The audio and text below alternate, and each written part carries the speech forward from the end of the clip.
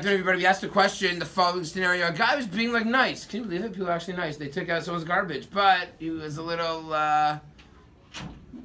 negligent, and he left the garbage a little bit too far, protruding out onto the road, and a car came by, and hit the garbage can, causing $2,000 worth of damage to the car. Who pays? The guy who took it out, we'll call him Ruvain. The owner of the garbage can, we'll call him Steve, right? Or does the driver have to suck it up, and that's why you have insurance? He's just, what are you going to do? No one's obligated. So this is actually connected to the situation which we had before, and that is what happens if you have a bor b'reshut harabim.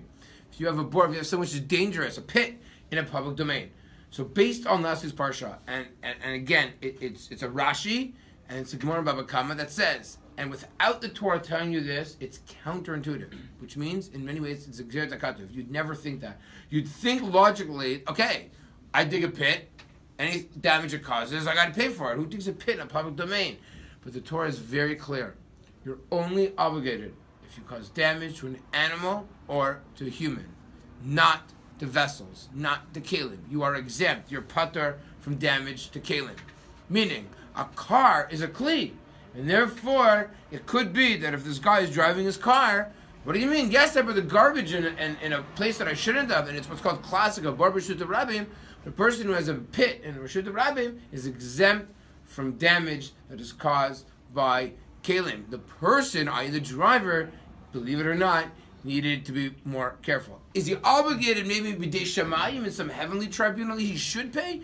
Just because a human court can't try him? That could be the case, or those want to argue that. But he would not be able to, you could not be able to force him to extract money from him because of this interesting case. And what would happen if the guy got injured? Let's say he was injured, he lost work, right? Or he had to pay for an ambulance, or he had to pay for x-rays, right? It's interesting, now that I did a bor b'reshut harabim, and a guy got injured from it, I have to pay for damage caused by a human. Because I told you pay for damage to a human or to an animal, but this human, though, was in a car. So is that considered damage to the human, or is a car? That appears to be a little bit unclear. We have a rule also, just one more principle, is that people don't necessarily pay attention in public areas, and that's the reason why if you cause damage to a person, you're obligated. You could say, well, the guy should walk where he's driving. The answer is no. People don't pay attention when they're traveling in public areas.